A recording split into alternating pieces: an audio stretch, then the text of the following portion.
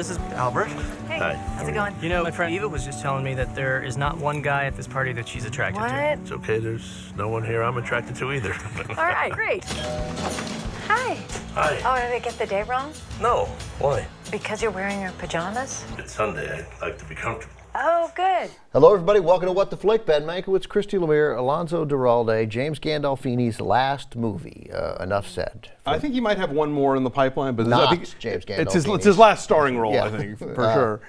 Enough Yeah, it's the latest film from Nicole Holofcener, who is one of my favorite filmmakers, even though she's made, I think, 5 movies in about 17 years. It stars Julia Louis Dreyfus as a divorced masseuse in Los Angeles. And at one party, she meets 2 people who change her life. A woman played by Catherine Keener, who becomes a client and possibly a friend, and James Gandolfini, with whom she has a bit of a bristly chemistry at first, where they start dating, and it looks like things might be going somewhere. But then it turns out that Gandolfini used to be married to Catherine Keener, and Catherine Keener likes to tell Julia Louis Dreyfus all these stories about how terrible her ex-husband was, and that makes things complicated. Take a look. This is my daughter. Wow, she's stunning. Here's mine.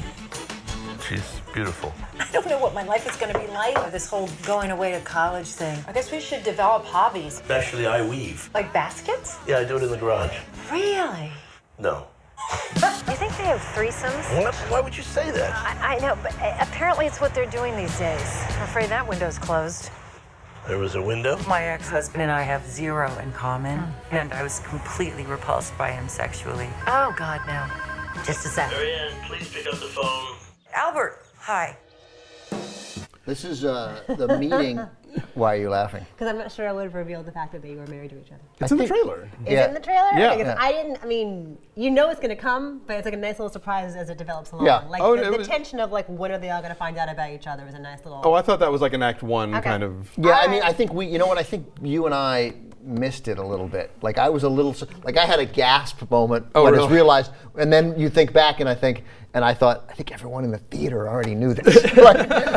But it is a cool plot device, and it's believable in the context And that it could have been happens. very sort of shticky, not sitcom-y, shticky at and all. it's No, they not don't at all. play it that way. It's really about how the fact that they both Julia Dreyfus and then the other 2 have a kid that's about to go to college, and they're all sort of dealing with that impending.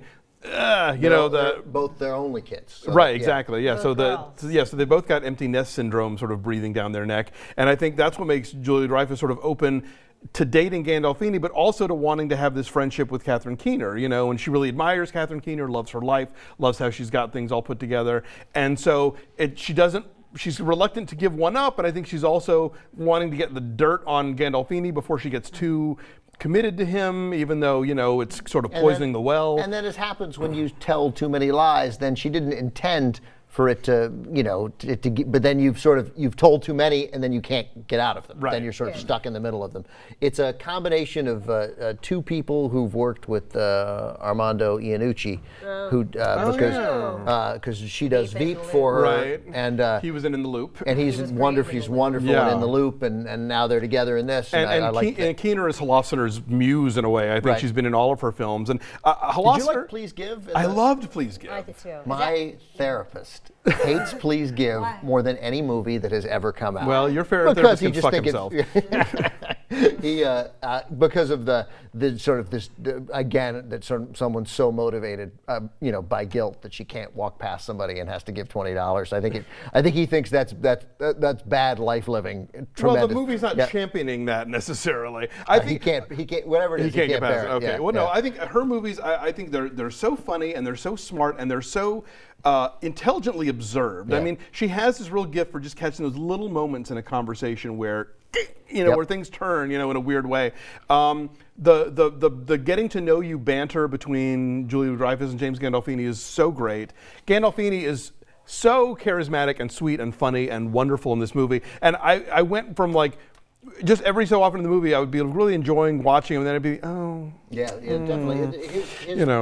His loss is a presence in the movie, no question. The first time you see him, Yeah. the first time they kiss, I got really choked up the first time they kissed. Because it's beautiful the way she shoots it. It's like one long take and they're sitting side by side on his back step.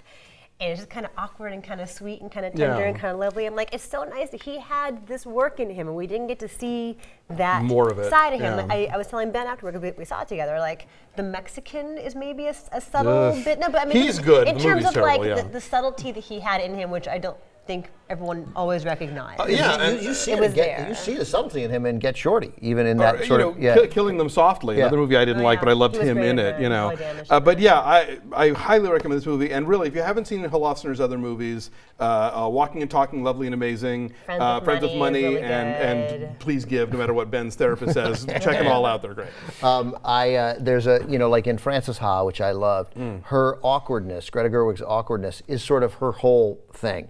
And what Holofcener, is that how? I think it's Holofcener. Holofcener? Okay. So what Holofcener does here is, like, Julie, she's awkward, but she's not only awkward. And She's not not right. She's not Paula Patton running through the airport, and nor is she Greta Gerwig, who was wonderful in Frances Ha. But again, it's like her character is so much more refined. Like, she says the wrong thing in the conversations, but handles it deftly. And there's great moments where she's has to haul her whole massage table upstairs, and this young 30-year-old is getting a massage, just watches her haul it up, and how she mutters to herself. I don't know. It's just there's a, like you said, she captures those moments, and those moments are easy to blow and make bigger, and she manages to keep herself from making them bigger. Yeah, again, she, like we were talking about with Rush, where they show you, but then sometimes they feel like they have to tell you. She assumes you're paying attention. She assumes you are watching and grasping and understand how adults interact,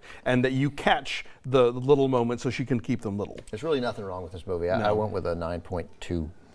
I liked it a lot. I like 9. Let's say 9. Let's say a number. 9.5. 9.5. There you go. So that's a 9.3 ish. Yeah.